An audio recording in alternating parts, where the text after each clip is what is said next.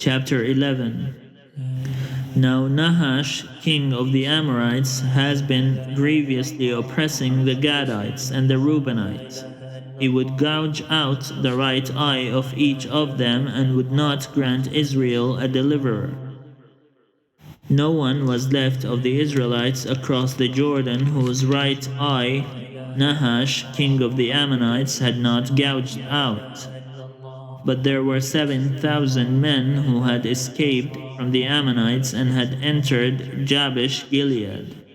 About a month later, Nahash the Ammonite went up and besieged Jabesh Gilead, and all the men of Jabesh said to Nahash, "Make a treaty with us, and we will serve you."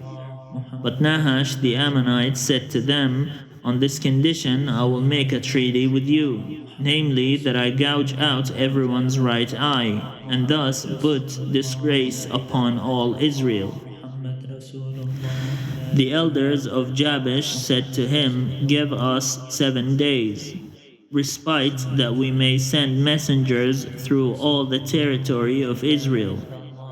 Then, if there is no one to save us, we will give ourselves up to you." When the messengers came to Gibeah of Saul, they reported the matter in the hearing of the people, and all the people wept aloud.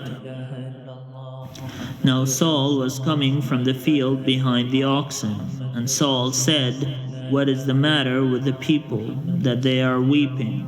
So they told him the message from the inhabitants of Jabesh, and the Spirit of God came upon Saul in power when he heard these words, and his anger was greatly kindled. He took a yoke of oxen and cut them in pieces, and sent them throughout all the territory of Israel by messengers, saying, "Whoever does not come out after Saul and Samuel, so shall it be done to his oxen." Then the dread of the Lord fell upon the people, and they came out as one. When he mustered them at Bezek, those from Israel were 300,000, and those from Judah 70,000.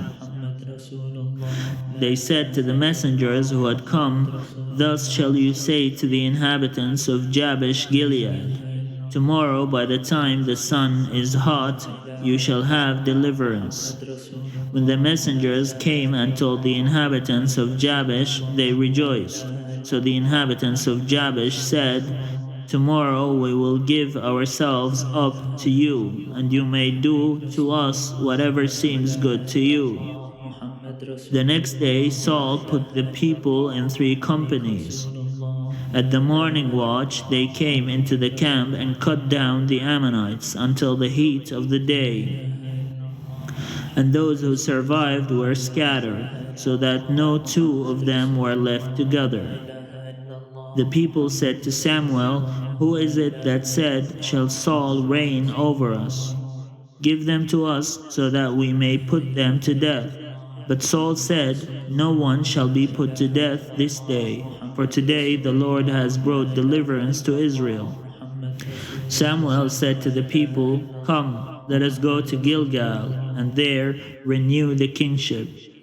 So all the people went to Gilgal, and there they made Saul king before the Lord in Gilgal.